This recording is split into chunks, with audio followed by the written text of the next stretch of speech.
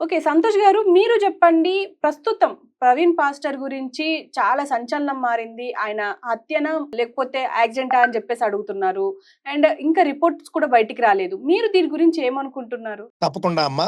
మొట్టమొదటి అంశం ఏమిటంటే కనుక, ఒక సాటి మనిషిగా ప్రవీణ్ పగడాల గారు అకాల మరణం చెందడాన్ని చాలా చాలా బాధాతప్తమైనటువంటి హృదయంతో సంతాపాన్ని ప్రకటిస్తూ, వాళ్ళ కుటుంబానికి ఈ అకాల మరణాన్ని తట్టుకునేటటువంటి శక్తిని భగవంతుడివ్వాలి అని చెప్పేసి నేను ప్రార్థిస్తూ ఉన్నానండి. ఒక 70, 80 ఏళ్ల వ్యక్తి మరణించాడు అనంటే కనుక అదొక సహజ మరణంగా అందరూ చూస్తారు. బాధ ఉంటుంది కానీ అంతగా బాధపడరు. కాకపోతే ఈ విధమైనటువంటి అకాల మరణం ఈ సందర్భంలో మాత్రం అందరికీ చాలా బాధ వేస్తుంది, కుటుంబానికి ముఖ్యంగా. ఆయన మరి ఈయన లేనటువంటి కుటుంబం ఏ విధంగా ఉంటుంది, వాళ్ళకి దిక్కెవరు, ఇదంతా కూడా మనం ఆలోచించాల్సినటువంటి అవసరం ఉన్నది. కావున వాళ్ళ కుటుంబానికి ఆత్మస్థైర్యం కలగాలి అని చెప్పేసి కోరుకుంటూ, రెండవ అంశంలోకి వెళ్ళిపోతే కనుక, ఇది మరణము అనేటటువంటిది సార్వత్రికం, అందరూ ఒప్పుకునేది. ఆయన మరణించాడు అనేటటువంటి ఆ యొక్క మరణము ప్రమాదవశాత్తు జరిగిందా లేకపోతే హత్య అనేటటువంటిది చర్చ అండి. హ్మ్. ఈ యొక్క సందర్భాన్ని మనం చూసినప్పుడు ఏం జరుగుతుంది అని అంటే కనుక, మరణానికంటే కూడా ముందు మనం చూసుకుంటే ఆయన బాధ్యతారాహిత్యంతో ప్రవర్తించినట్లుగా మనకు స్పష్టంగా కనిపిస్తూ ఉన్నదండి. ముందు బాధ్యతారాహిత్యం కనిపిస్తోంది మనకి. ఏమిటా బాధ్యతారాహిత్యము అంటే కనుక, కుటుంబం ఉన్నటువంటి వ్యక్తి ఆయన. భార్య, పిల్లలు ఉన్నారు. అదే విధంగా ఆయన్నే నమ్ముకుని ఉన్నటువంటి వాళ్ళు చాలా మంది ఉన్నారు. ఇంతమంది ఆయన్ని నమ్ముకుని ఉన్నప్పుడు, అంటే కనీసం కుటుంబానికైనా మనం విలువ ఇవ్వాలి కదండి. భార్య ఉంది, పిల్లలు ఉన్నారు అని చెప్పేసి. ఆయన ఏం చేయాలి? జాగ్రత్తగా ఉండాలి. జాగ్రత్తగా ఉండాల్సినటువంటి మనిషి కారులో ఉన్నప్పటికీ కూడా హైదరాబాదు నుండి రాజమండ్రి తక్కువ దూరం ఏం కాదు. నాకు తెలిసి ఎవరు బైక్ మీద వెళ్ళే సాహసం చేయరు, బాగా బైక్ రైడింగ్ పిచ్చున్న వాళ్ళు తప్ప. హ్మ్. కానీ ఈయన ఏం చేశాడు, హైదరాబాద్ నుండి రాజమండ్రి బైకు మీద వెళ్ళాలి అని సంకల్పించుకున్నాడు. సరే, సంకల్పించుకున్నవాడు ఏం చేయాలండి? తిన్నగా రావాలి కదా. ఆయన హైదరాబాదులోనే మద్యపానం మొదలు పెట్టాడు అని చెప్పేసి తాజాగా వచ్చినటువంటి వార్తలు, సీసీ ఫుటేజెస్ అన్ని మనకు కనిపిస్తూ ఉన్నాయి. అంటే ప్రయాణమే మద్యపానంతో మొదలు పెట్టాడు. ఇది రెండవ బాధ్యతారాహిత్యం. ఏమండి, ఇక మూడవ బాధ్యతారాహిత్యం ఏమిటి అని అంటే కనుక, ఆయనకి 1, 2 ప్రమాదాలు జరిగి కింద పడిపోయి దైవ సూచన అన్నట్లుగా ఆయన కనిపించింది. ఆ సూచనలేవి పట్టించుకోలేదు ఆయన. మళ్ళీ కోదాడలో ఇంకొకసారి మద్యపానం చేసినట్లుగా తెలుస్తుంది. ఏమండి, మళ్ళీ బాధ్యతారాహిత్యం 3 అక్కడ అర్థమవుతూ ఉన్నది.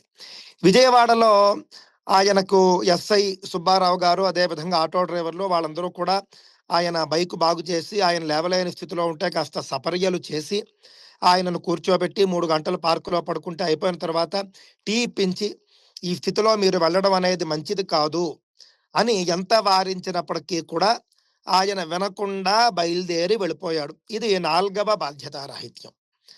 అంటే ఆయనకు దైవ సూచనలు కనిపిస్తూ ఉన్నాయి.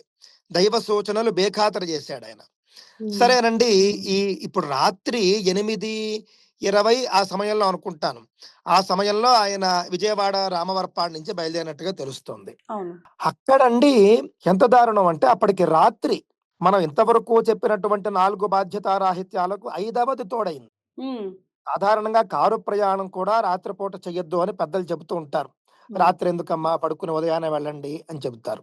ఈయన కారు కాదు ఏమండి, ఈయన బైక్ మీద వస్తూ ఉన్నాడు. ఉదయం నుంచి ప్రయాణం చేస్తూ ఉండడం వల్ల అలసిపోయి ఉన్నాడు ఈయన. మద్యపానం చేసి ఉన్నాడు. బైకు డ్యామేజ్ అయింది. ఇన్ని బాధ్యతారాహిత్యాలు, ఏదో సకల దరిద్రాలు ఒకచోటే ఉన్నాయి అని మనం అంటూ ఉంటాం చూసారా, ఆ విధంగా అన్నీ ఉన్నాయి. మరొక బాధ్యతారాహిత్యం మీకు చెబుతాను. ఆయన ఒంటరిగా వచ్చాడు. అవును. ఆయనకు గతంలోనే 2 థ్రెట్స్ వచ్చాయి అని ఆయనే చెప్పుకున్నాడు. షమీ అనేటటువంటి ఒక ఆయన, ముస్లిం ముల్లా ఆయన, మత ప్రచారకుడు ఆయన.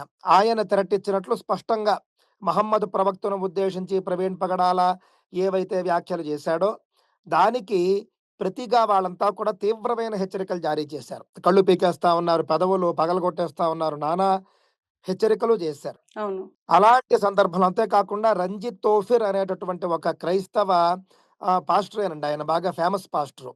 ఆయన కూడా చర్చిల్లో ప్రవీణ్ పగడాల తల తీసుకురమ్మని ప్రకటన చేశాడు అని చెప్పేసి ఇదే ప్రవీణ్ పగడాల ఫేస్బుక్ పోస్ట్ ద్వారా మనకు అర్థమవుతూ ఉన్నది. రైట్. ఇవన్నీ మనం గమనించి చూస్తాం. అంటే ఇద్దరు వ్యక్తుల నుండి థ్రెట్ ఉన్నట్లుగా ఆయన ఫేస్బుక్ పోస్టుల ద్వారానే తెలుస్తోంది. వాళ్ళు వీళ్ళు చెప్పటం లేదు, మన ఊహలు కాదు. అలాంటి వ్యక్తి ఒంటరిగా రావడం మరొక బాధ్యతారాహిత్యం. ఆ ఒంటరిగా బైక్ మీద రావడం ఒక బాధ్యతారాహిత్యం. అంతటి దుస్థితిలో ఆయన రాత్రి ప్రయాణం కొనసాగించడం మరొక బాధ్యతారాహిత్యము. ఈ విధంగా మనం వివాహంలో సప్తపది అని అంటామండి. మనం సప్తపది అనేటటువంటిది 7 అడుగులు వివాహం యొక్క శుభ ప్రయాణం కోసం చేస్తారు.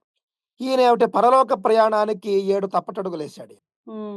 ఇది చాలా దురదృష్టకరం అండి. కానీ ఇవన్నీ ఆలోచించి చూస్తే ఆయన్ను మనం సరే తప్పు పడుతున్నాము, తప్పు పట్టాలి, దాని గురించి కాదు. కానీ కుటుంబంలో ఏదైనా జరిగిందా అనేటటువంటిది కూడా మనకు కనిపిస్తోంది. అంటే ఇక జీవితం మీద విరక్తి వచ్చి ఈ విధంగా ఆయన ప్రయాణం చేసినట్లు కనిపిస్తోంది. అంటే ఇప్పుడు అన్ని ఉపన్యాసాలు ఇచ్చేటటువంటి వ్యక్తి, అన్ని వేదికల్లో ఆయన మాట్లాడినటువంటి వ్యక్తి, అన్ని ఇది ఉన్నటువంటి ఆయన మద్యం తాగి ఈ విధంగా బైక్ మీద ప్రయాణం చేసి ఈ విధంగా నాన్ స్టాప్గా ప్రయాణం చేస్తే కనుక ఇబ్బంది అవుతుంది. ఆ యొక్క ప్రయాణం ద్వారా అనేక ప్రమాదాలు జరిగేటటువంటి అవకాశం ఉంది. ఇవన్నీ కూడా తెలియవండి. ఇవన్నీ కూడా ఆయనకు తెలుసునండి. ఆయనకు తెలియని విషయాలు కాదు. ఆయనకి తెలిసినటువంటి విషయాలే ఆయన నిర్లక్ష్యం చేసినట్లుగా మనకు అర్థమవుతూ ఉన్నది. ఎందుకు నిర్లక్ష్యం చేశాడు ఇది ప్రశ్న అండి. అంటే ఏమిటంటే ఏదో ఆయన తీవ్రమైనటువంటి వ్యక్తిగత సమస్యతో ఆయన బాధపడుతూ ఉన్నాడండి. ఆ యొక్క వ్యక్తిగత సమస్య ఏమిటో మనకు తెలియదు. పైగా కుటుంబాలకు సంబంధించినటువంటి వ్యక్తిగత అంశాల్లోకి మనం వెళ్ళం. కాకపోతే ఈ యొక్క మరణాన్ని ఒక హత్యగా చిత్రీకరించి అదే ప్రవీణ్ పగడాల స్వయంగా నన్ను షమి ఏ విధంగా హెచ్చరించాడు, రంజిత్ తోఫీర్ ఏ విధంగా హెచ్చరించాడు అని స్వమతం ఒకటి, పరమతం ఒకటి, 2 మతాలకు సంబంధించినటువంటి డెత్ వార్నింగ్స్ ఆయనే స్వయంగా ప్రకటించుకున్నాడు. మరణ వాంగ్మూలం అది ఆయనే ప్రకటించుకున్నటువంటి ఆ 2 వర్గాలను విడిచిపెట్టి ఈ యొక్క ప్రమాదవశాత్తు జరిగినటువంటి మరణాన్ని హిందువుల మెడకు చుట్టే ప్రయత్నం చేస్తున్నటువంటి సందర్భంలో మనం అన్నీ మాట్లాడాల్సి వస్తుంది. ఖచ్చితంగా. ఎందుకంటే ఆయన మరణం అయిన తర్వాత, అంటే ఆయన మరణించిన తర్వాత ఎక్కువగా ఇప్పుడు హిందువులే ఖచ్చితంగా చేసి ఉంటారు. ఎందుకంటే రాధా మనోహర్ దాస్ అనే వ్యక్తి ఉన్నారు ఇందులో అని చెప్పేసి అంటున్నారు. ఇంకో పక్క రీసెంట్ గా ఒక వీడియో వచ్చింది రాజు ఏదో సమ్ ఫేస్బుక్ నుంచి. అక్కడ ఏముందంటే ఆయన స్వయంగా ఏం చెప్తున్నారు, పోస్ట్ మార్టం లేట్ గా రావడానికి అండ్ పోస్ట్ మార్టం లో ఇవన్నీ ఉన్నాయి, అంటే ఆయనది హత్య అనడానికి ఇన్ని ప్రూఫ్స్ ఉన్నాయి అని చెప్తున్నారు. అందులో ముఖ్యంగా దీని వెనుక చిన్నజీవ స్వామి ఉన్నారు, అమిత్ షా ఉన్నారు అని చెప్పేసి కూడా అంటున్నారు. అంటే డైరెక్ట్ గా హిందువుల మీద దాడి జరుగుతుంది. దీని గురించి మీరేమంటారు? ఇంకా నయమండి, ఈ మరణం వెనుక రష్యా అధ్యక్షుడు వ్లాదిమిర్ పుతిన్ ఉన్నాడు, అమెరికా అధ్యక్షుడు డొనాల్డ్ ట్రంప్ ఉన్నాడు అని చెప్పేసి ఎవరు మాట్లాడటం లేదు. అదేదో అంటే సీసీ ఫుటేజ్లో కూడా పాపం అది జరిగింది మనకు కనిపిస్తోంది కాబట్టి సరిపోయింది. కానీ లేకపోతే ఇజ్రాయెల్ నుండే ఒక క్షిపణి వేసి దాడి చేశారు, ఇవన్నీ కూడా చెబుతారు. కబుర్లు చెప్పడానికి ఏముందండి. ఇది స్పష్టంగా నేను నిన్న నా ఛానల్లో వీడియోలో కూడా నేను చెప్పానండి. ఇది పూర్తిగా ఇది ప్రమాదము, సాధారణ ప్రమాదం కాదు. ఆయన మద్యపానం చేసి లైటు లేనటువంటి ఒక బండిని కొంచెం ఎక్కువ వేగంతోనే నడుపుతూ ఉన్నాడు. ఆయన స్పృహలో లేడు. అంటే అంతగా సాధారణ వ్యక్తికి ఉండేటటువంటి స్పృహ ఏదైతే ఉందో సంపూర్ణమైనటువంటి అది ఏమీ లేదు ఆయనకి. అదేమీ లేకుండా ఆయన చీకట్లో, అది కూడా రాత్రి, హెడ్లైట్ లేదు, మద్యపానం చేసి ఉన్నాడు. ఆయనేమో దాదాపుగా ఒక కనీసం 80 వేగంలో ఉన్నాడు అని అందరూ చెబుతూ ఉన్నారు. కానీ ఇందులో వచ్చిన సీసీ ఫుటేజ్లో ఉన్న వ్యక్తి మాత్రం ప్రవీణ్ కాదు అని చెప్పేసి వాళ్ళు అంటున్నారు. దీన్ని మీరేమంటారు? అంటే దానికి చాలా థియరీస్ కూడా చెప్తున్నారు. అసలు ఆయన ధరించిన హెల్మెట్, ఇప్పుడు ఆ సీసీ ఫుటేజ్ లో కనిపిస్తున్న హెల్మెట్ సేమ్ కాదు. ఆ వైన్ షాప్ దగ్గర ఉన్న వ్యక్తి కొంచెం లావుగున్నారు. చనిపోయిన పగడాల ప్రవీణ్ ఆయన కొంచెం సన్నగా ఉన్నారు. ఇలాంటి చాలా లాజిక్స్ చెప్తున్నారు. మీరేం గమనిస్తున్నారు దీంట్లో? ఏమీ లేదండి, అన్నీ కూడా అభూత కల్పనలు. మొట్టమొదటిసారి ఏమన్నారంటేనండి, మొట్టమొదట వాళ్ళు చేసినటువంటి వాదన ఏమిటంటే, బైక్ యాక్సిడెంట్ అయినప్పుడు బైకు మనిషి మీద పడుతుందా? ఎక్కడైనా చూసావా? అన్నారు. హ్మ్. ఈ వ్యక్తి జీవితంలో ఎన్ని యాక్సిడెంట్లు చూసాడు? ఈ ప్రశ్న వేసినటువంటి మనిషి. మొట్టమొదట అక్కడ మనం చూస్తే కనుక శాస్త్రీయంగా మనం చూస్తే గ్రావిటీ సిద్ధాంతాలను దృష్టిలో పెట్టుకొని చూస్తే కనుక, గ్రావిటీ థియరీ ద్వారా మనం చూస్తే కనుక, అనేక యాక్సిడెంట్స్‌లో మనిషి కింద పడి బైకు మీద పడేటటువంటి అవకాశం స్పష్టంగా ఉంది. హ్మ్. మొట్టమొదటి విషయం. రెండవది ఏమిటి అనంటే కనుక ఫుట్ ప్రింట్ ఉంది అని చెబుతూ ఉన్నారు. అది హ్మ్. కూడా అబద్ధమని తేలింది. ఆయన ఎస్పీ గారు మీటింగ్‌లో ఎలాంటి ఫుట్ ప్రింటు లేదు. ఫోరెన్సిక్ వాళ్ళు కూడా తేల్చారని చెప్పాడాయన.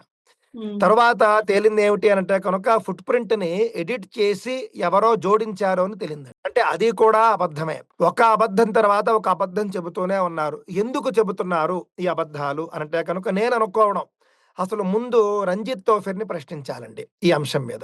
ఓకే. రంజిత్ తోఫిరే కదా దీనికి సంబంధించినటువంటి మరి ప్రవీణ్ పగడాల ఫేస్‌బుక్‌లో పెట్టినటువంటి దాంట్లో మనం చూసుకుంటే కనుక, నా తల తీసుకురమ్మన్నట్ట కదా ఆయన అని చెప్పి ఈయన రాశాడండి. హ్మ్. మరి అలాంటప్పుడు రంజిత్ తోఫీర్ తన మీదకి ఎక్కడొస్తుందో అని భయపడి, ఈ విధంగా పాస్టర్‌లందరినీ కూడా ఈ విధంగా ఇష్టానుసారము మీరు వాగండి అని చెప్పేసి ఉసికొల్పాడా? అని సందేహం వస్తూ ఉన్నది. అందరు పాస్టర్‌లు నేను అంటం లేదండి పాపం. కొంతమంది పాస్టర్‌లు చాలా అద్భుతంగా మంచి సంయమనంతో, మంచి బాధ్యతతో కూడినటువంటి వ్యాఖ్యలు, అదే విధంగా బాధ్యతతో కూడిన స్పందన తెలియజేశారు. అవును. కానీ అలా కానటువంటి వాళ్ళు ఇష్టానుసారము మాట్లాడడం అండి. నోటికి ఏదొస్తే అది మాట్లాడారు. కావున వీళ్ళు చెప్తున్నటువంటి ఏ వాదన కూడా నిజం కాదు. పాస్టర్స్ అంతా కావాలనే అంటే క్రైస్తవుల్ని ఉసగొల్పుతున్నారనుకోవచ్చంటారా ఈ విషయంలో? అవునండి. ఇది ఖచ్చితంగా ఏమిటంటే ఏ ఆధారాలు లేకుండా వీళ్ళు పచ్చి అబద్ధాలతో ఉసుకొల్పుతున్నారు. ఎవరెవ్వరైతే ఈ విధంగా నోటికొచ్చినట్లు మాట్లాడుతున్నారో ఆధారాలు లేకుండా, వాళ్ళని ముందు తీసుకెళ్ళి విచారించాలి పోలీసులు. రమ్మనండి వాళ్ళు ప్రతి ఒక్కళ్ళు కూడా సీఐడీ కంటే ఎక్కువగా వీళ్ళు చక్కగా వీళ్ళంతా కలిసి ఒక ఇన్వెస్టిగేషన్ డిపార్ట్‌మెంటు సీఐడీ లాగా పీఐడీ ఏర్పాటు చేసుకొని వీళ్ళంతా కూడా మాట్లాడుతూ ఉన్నారు కదా! కాబట్టి ఎవ్వరెవ్వరైతే ఇది అని చెప్పేసి అంటే పోలీసులు చెప్తున్న దానికి భిన్నంగా మాట్లాడుతున్నవాళ్ళు. ఇప్పుడు మరి మీరు కూడా మాట్లాడుతున్నారు కదా! అంటే మేము పోలీసుల అభిప్రాయాలతో ఏకీభవిస్తూ మాట్లాడుతున్నాం. హ్మ్. అలా కాకుండా పోలీసుల అభిప్రాయాలకు భిన్నంగా ఎవరైతే మాట్లాడుతూ ఉన్నారో వాళ్ళందరినీ కూడా చక్కగా పోలీసులు తీసుకొని వెళ్లి వాళ్ళను విచారించి వాళ్ళ దగ్గర ఉన్నటువంటి ఆధారాలన్నీ సేకరించి న్యాయం చేయాల్సినటువంటి అవసరం ఉంది. కావున నోటికొచ్చింది మాట్లాడి మనుషుల్లో మత భేదాలు సృష్టించడం, మత హ్మ్. కల్లోలాలు సృష్టించడం. ఇది ఒకవేళ పోనీ హత్యే అని కాసేపు అనుకుందాం.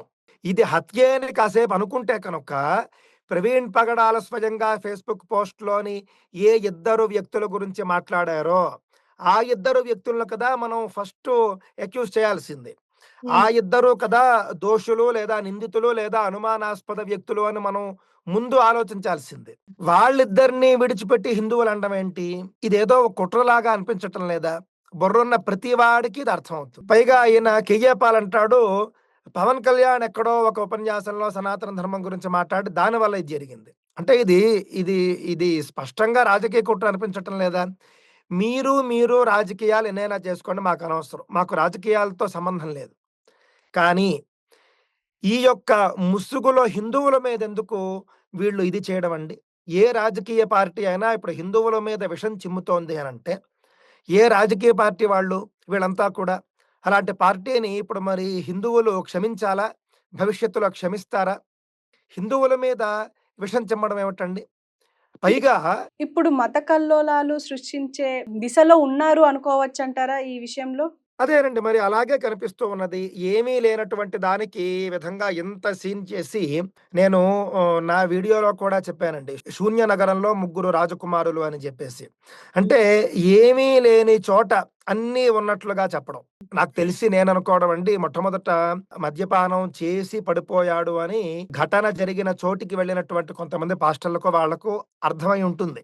అయితే ఈ విధంగా మద్యపానం చేసి పోయాడు ఒక పాస్టరు అని చెప్పేసి తెలిస్తే, ఈ యొక్క పాస్టర్ల వ్యవస్థ మీద, క్రైస్తవం మీద హ్మ్. ఎక్కడ జనానికి తప్పుడు అభిప్రాయం వస్తుందో అని ఇంత గొడవ చేశారా అని అనిపిస్తుంది. ఓకే. నిజంగా హత్య అనే అభిప్రాయం ఉంటే నువ్వు ముందు షమీ గురించి మాట్లాడాలి.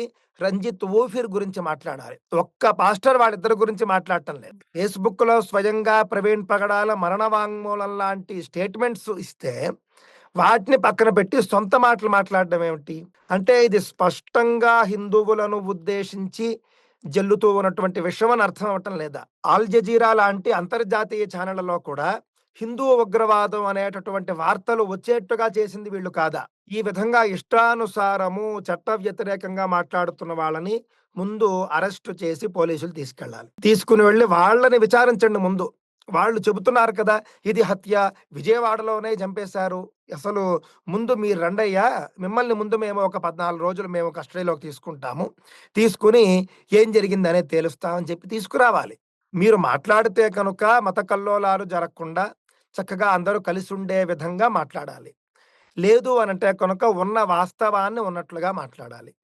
ఏమండి ఇటు పోలీసులు చెప్పినటువంటి అంశాలు విడిచిపెట్టేసి అలాగని పోనీ మత సామరస్యానికి సంబంధించిన అంశాలు మాట్లాడుతున్నారా?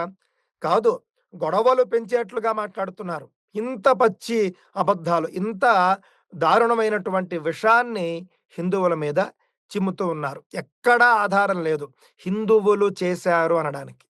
ఉమ్, అసలు మొట్టమొదట మనకి ప్రాథమిక ఆధారాలే ఆయన మద్యపానం చేసి బైకు స్కిడ్ అయ్యి పడిపోయాడు. బైకు ఆయన మీద పడిపోవడం వల్ల ఇది శాస్త్రీయంగా సంభవిస్తుందని ఇందాక చెప్పాను. ఉమ్, బైకు ఆయన మీద పడిపోవడం వల్ల రాయల్ ఎన్ఫీల్డ్ అనేటటువంటి బైకు దగ్గర దగ్గర 200 కేజీలు ఉంటుందండి. అవును. ఆ బైకు ఒక మనిషి మీద పడిపోతే ఆయన ఒక్కడే లేపలేడు, అసంభవం. ఇంకా అలా ఉండిపోవలసిందే. ఏదో భగవంతుడు అనుగ్రహించి ఎవరైనా వచ్చి లేపితే ఆయన లేవగలుగుతాడు. ఆయన మీద బైకు పడింది ప్రమాదవశాత్తు. పైగా ఆయన కండిషన్ కూడా బాగులేదు. సాధారణంగా ఉన్న వాళ్ళే లేపడం కష్టం. జిమ్నాస్టిక్స్ వాళ్ళు లేపాలి 200 కేజీలు. ఆయన సాధారణంగానే లేపలేని బైకుని అలాంటి పరిస్థితిలో ఉన్నవాడు ఎక్కడ లేపుతాడు ఆయన? లేపలేకపోయాడు. ఏమండి అదే అంత బరువు మీద పడింది. హెల్మెట్ ఉన్నప్పటికీ కూడా అంత బరువు మీద పడినప్పుడు గుండె, ఊపిరితిత్తులు మొదలైనటువంటి అవయవాలు లోపల పూర్తిగా దెబ్బతినేటటువంటి అవకాశం ఉంది. అంతర్గతంగా అవి డ్యామేజ్ అయ్యి రక్తస్రావం జరిగేటటువంటి అవకాశం ఉంటుంది.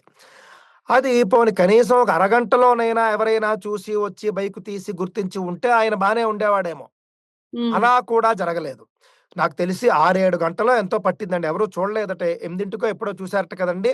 అవునండి. అంటే మరి దాదాపుగా 6-7 గంటలు ఆయన్నెవ్వరూ పట్టించుకోకుండా, అంటే ఎవరు చూడలేదు పాపం. ఎవరు ఉమ్, చూడనటువంటి దుస్థితి. కావున ఏమిటి, కొన్ని సందర్భాల్లో అటండి ఊపిరితిత్తులు డ్యామేజ్ అయ్యి శ్వాసకు కూడా ఇబ్బందవుతుంది.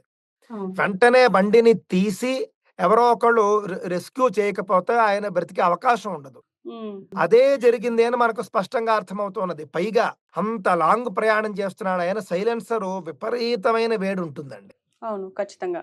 ఆ వేడి అసలు ఒంటి మీద పడితే ఏ విధంగా తట్టుకోగలడండి మనిషి? ఏదో అప్పటికే ఆయన అన్ని రకాల ఇబ్బందులకు లోనైనటువంటి మనిషి ఆ వేడెక్కడ తట్టుకుంటాడు? బైక్ ఎక్కడ లేపుతాడు? దురదృష్టవశాత్తు ఆ స్థితిలో ఆయన మరణించినట్లుగా అర్థమవుతుంది. ఇలా కాకుండా ఇష్టానుసారము సొంత కథలు అల్లడం. దేన్ని ఉద్దేశించి అల్లుతున్నారు? పైగానండి వీళ్ళంతా కలిసి పాపం ప్రవీణ్ పగడాలకు చేసిన ద్రోహం ఏమిటో చెబుతాను. ఏమిటా ద్రోహము అనంటే కనుక, పోలీసులు చక్కగా వాళ్ళ పని వాళ్ళను చేయనిస్తే కనుక, పోలీసుల్ని వాళ్ళ మానాన వాళ్ళని వదిలేసి వాళ్ళ పని వాళ్ళను చేయనిస్తే కనుక ఈ పాటికే చక్కగా పోస్ట్ మార్టంతో సహా అన్నీ వచ్చేసేవి. ఎలా జరిగింది ఏమిటి లోకం తెలుసుకునేది. ఉమ్, అయితే అది ఇంత సంచలనం అయ్యేది కాదు. ఇంత చర్చనీయాంశం అయ్యేది కాదు. వీళ్ళంతా కలిసి స్వీయ లాభం కోసం చేసినటువంటి ఓవర్ యాక్షన్ వల్ల ఏం జరిగిందంటే, ఆయన పాపం ఎన్నిసార్లు మద్యపానం చేశాడు, ఎక్కడ మద్యపానం చేశాడు, ఏ బ్రాండ్ల మద్యపానం చేశాడు, అవన్నీ చూపిస్తున్నారు టీవీల్లో పాపం. మరి మరణించిన తర్వాత ఆయన గౌరవాన్ని వీళ్ళు తగ్గించారా, పెంచారా? తగ్గించినట్టే. ఈ విధంగా ప్రవీణ్ పగడాలకు వీళ్ళు ద్రోహం చేశారు. ఓకే. సాధారణంగా కనుక వీళ్ళు విడిచిపెట్టి ఉంటే, ఇది ఎలాగో ప్రమాదం అని అందరికీ తెలుసు. వాళ్ళకి తెలుసు. ఇది కేవలం వాడుకుందామని వాళ్ళు ప్రయత్నిస్తున్నారు. మరి తెలిసినప్పుడు వీళ్ళు చక్కగా నిశ్శబ్దంగా ఏ విధంగా అయితే ఇదే సందర్భంలో ఇంకొక 2 పాస్టర్లు మరణించారు తెలంగాణలో. అవును. ఆ 2 పాస్టర్లు మరణించినట్టే ఆవిడకి తెలియదు. ఒక ఆయన కార్ యాక్సిడెంట్‌లో, ఇంకొక ఆయన ఇంకొక సందర్భంలో. అలాగే ఇది కూడా నిశ్శబ్దంగా ఉండిపోయి ఉంటే పాపం ఆయన ఎలా మరణించాడో అన్న వార్త మాత్రమే వచ్చేది. మిగిలిన విషయాలు ఎవరు పట్టించుకునేవారు కాదు. చర్చనీయాంశం అయ్యేది కాదు. ఆయన గౌరవం అలాగే ఉండిపోయేది. ఉమ్, అంటే ఆయన గౌరవాన్ని పోగొట్టినటువంటి వాళ్ళు వీళ్ళు. మరణించిన ఆ యొక్క ఆత్మకు శాంతి లేకుండా చేశారు. వీళ్ళంతా కూడా క్రైస్తవ పద్ధతుల్లో వీళ్ళు రిప్ అంటూ ఉంటారు. అది సనాతన ధర్మంలో లేదు. రెస్ట్ ఇన్ పీస్ అంటారు. ఆత్మకు శాంతి ఏమిటి? మనకి శరీరానికి శాంతి కావాలి కానీ ఆత్మకు శాంతి ఉండదు. ఆత్మకు శాంతి అవసరం లేదు. కానీ వాళ్ళంటారు. ఆత్మకు శాంతి అనేది వాళ్ళ యొక్క భాష. సరే ఆ రకంగా ఆయన ఆత్మకు శాంతి లేకుండా చేశారు వీళ్ళు. ఇది మరి ద్రోహం కాదా అండి? ఖచ్చితంగా. అంతేకాదు పాపం భార్యకు, కుటుంబానికి మనశ్శాంతి లేకుండా చేశారు. హ్మ్. ఇప్పుడు మనమంతా ఏం మాట్లాడుకుంటున్నాము? ఇంట్లో ఏవో సమస్యలున్నాయి. ఇంకా పాపం రకరకాల వాదనలొస్తున్నాయి. రకరకాల వాదనలొస్తున్నాయి. పైగా భార్యకు మనశ్శాంతి ఎందుకు లేదంటున్నానంటే, ఆవిడ అసలే బాధలో ఉంటుంది. ఇంక వచ్చిన వాళ్ళంతా కూడా, "మీ ఆయన ఇలాగా తాగిపోయాట్ట కదా! తాగి బండి నడిపిపోయాట్ట కదా!" అని జెప్పేసి అడుగుతారు. ఖచ్చితంగా. బంధువులు అడుగుతారు కదండీ! బయట వాళ్ళు గౌరవించి ఊరుకుంటారు కానీ, బంధువులు దెప్పి పొడుపు మాటలు అవన్నీ ఉండవా? ఉంటాయి. మరి వీటన్నింటికి ఎవరు కారణమయ్యారు? ప్రవీణ్ పగడాలకు మీరు ఉపకారం చేస్తున్నారా? అపకారం ఇవన్నీ కూడా ఆలోచించాల్సినటువంటి అవసరం ఉందండి. ఎప్పుడూ కూడా ఇలాంటి సందర్భాల్లో హత్య చేస్తే కనుక చాలా సులువుగా దొరికిపోతారండి. ఖచ్చితంగా దొరుకుతారు. పోలీసులు చేసేటటువంటి ఇన్వెస్టిగేషన్‌లోనైనా ఖచ్చితంగా దొరుకుతారు. హ్మ్. ఆధారాలు దొరుకుతాయి. అంతేగాని వీళ్ళు చేసినంత ఓవర్ యాక్షన్ దీన్ని పూర్తిగా ఓవర్ యాక్షన్ అంటారు. అమిత్ షా చేయించాడు. చిన్నజీర స్వామి అసలేమైనా సందర్భం ఉందా అండి? అసలేమైనా సంబంధం ఉందా అండి? పెద్ద పెద్ద వాళ్ళ అంశంలోనే అందరూ కూడా ఎప్పుడూ సనాతన ధర్మం వాదనతో గెలుస్తుంది. వాదనతో గెలుస్తుంది. పూర్వ యుగాల్లో దుర్యోధనాదుల్ని యుద్ధంలో చంపేవారు. సో, అంతేకాని దొంగ దెబ్బ తీయడాలు, ఈ విధంగా చేయడాలు హిందువులకి అలవాటు లేదండి. అలాంటి అలవాటుంటే కనుక భారతదేశంలో క్రైస్తవం, ఇస్లాము ఇంత స్థాయిలో వ్యాపించేవి కావు. సో ఫైనల్‌గా మీరేం చెప్పదలుచుకున్నారు? అంటే ఈ కేసు ఎలా వీడుతుంది అనుకుంటున్నారు? అంటే ఆల్రెడీ అందరూ ఇది ఇప్పటికి పోస్ట్‌మార్టం లేట్‌గా వస్తుంది కాబట్టి ఇది హత్యగానే భావించాలి అని చెప్పేసి అందరూ అనుకుంటున్నారు. మీరు ఫైనల్‌గా ఏం చెప్పదలుచుకున్నారు? ఏమీ లేదండి. వీళ్ళంతా కూడా నోరు మూసుకొని కూర్చుంటే ఒక 2, 3 రోజులు అంతా కూడా నిశ్శబ్దంగా ఉంటే పోస్ట్‌మార్టం రిపోర్టు బయట పెడతారు. హ్మ్. వీళ్ళు ఇదే విధంగా ఓవర్ యాక్షన్ చేస్తున్నంత కాలము పోస్ట్‌మార్టం రిపోర్ట్ రాదు. ఇది ఈ యెస్. కేసని కాదు సహజంగా హ్మ్. ఇలాంటి అంశాల్లో ఏమిటంటే బాగా భావోద్వేగాలు ఉన్నప్పుడు అలాంటివి బయట పెట్టరు. ఏం చెప్పినా కూడా వినే పరిస్థితి ఉండదు అని. కావున 3, 4 రోజులు నిశ్శబ్దంగా ఉండి, చక్కగా పోలీసు వర్గానికి, ప్రభుత్వానికి సహకరిస్తే చక్కగా పోస్ట్‌మార్టం కూడా బయట పెడతారు. అందరూ సంయమనం పాటించాలి. సంయమనం పాటిస్తే అన్నీ కూడా సవ్యంగా జరుగుతాయి. మేము ఇష్టానుసారం నడుచుకుంటాము. వేల మందితో, వందల మందితో ఎవడి కోసం? మొత్తం క్రైస్తవ శక్తిని వీళ్ళు వృధా చేస్తున్నారు. క్రైస్తవ ఐక్యతను అక్కర్లేని సందర్భంలో రాంగ్ టైమ్ అంటే ఐక్యత అనేది ఎప్పుడో గొప్పది. అలాంటి ఐక్యతని వీళ్ళు వృధా చేస్తున్నారిప్పుడు. అదిగో పులి అంటే ఇదిగో తోక అన్న చందంగా ఏమైపోతుందంటే, భవిష్యత్తులో ఎప్పుడైనా నిజంగా క్రైస్తవ సమాజానికి సమస్య వచ్చినప్పటికీ కూడా, మిమ్మల్ని నమ్మి మేమప్పుడొచ్చాం, మోసపోయామని జనం ఎవడు రాడు. ఆ విధంగా వీళ్ళు క్రైస్తవుల్ని కూడా మోసం చేస్తున్నారు. ఇది తప్పు. పాపం సాధారణ క్రైస్తవులకి ఏమి తెలీదండి. మత ప్రచారకులు ఏం చెప్తే అది వాళ్ళు వింటారు, నమ్ముతారు. మరి వాళ్ళు ఎంత బాధ్యతతో ఉండాలి? మత ప్రచారకులు అక్కర్లేని కుట్రలు, అక్కర్లేని రాజకీయాలు చేస్తారా? తప్పు కదండీ! తప్పే. నిజంగా భగవంతుడు ఏ మతంలోనైనా అబద్ధాలు చెప్పే వాళ్ళని శిక్షిస్తాడు గదా! ఖచ్చితంగా. కావున అబద్ధాలు ఆడడం మానేసి ఒక 4 రోజులు నిశ్శబ్దంగా ఉంటే, మనం ఏ విధంగా జరిగి ఉండొచ్చు అని ఎంతసేపు మాట్లాడుకున్నామో, ఆ అంశమే మరి మోస్ట్‌లీ ఏమైనా పోస్ట్‌మార్టంలో వచ్చే అవకాశం ఉంటుందేమో తెలీదు. ఎందుకంటే కళ్ళకి కనిపిస్తోంది ఇది జరిగింది అని. హ్మ్. నేనే కాదు ఎవరైనా చెబుతారు. ఒకసారి మీరు గ్రోక్ ఓపెన్ చేసి అడగండి. చేసి అడిగితే మీకు మొత్తం నేను గ్రోక్ చెప్పిన మాటలే నేను మీకు చెబుతున్నాను. నావి సొంత మాటలు కాదు. కావున ఇవే అంశాలు పోస్ట్‌మార్టంలో వచ్చినా కూడా రావచ్చు. ఓకే అండి. Thank you very much Santosh గారు.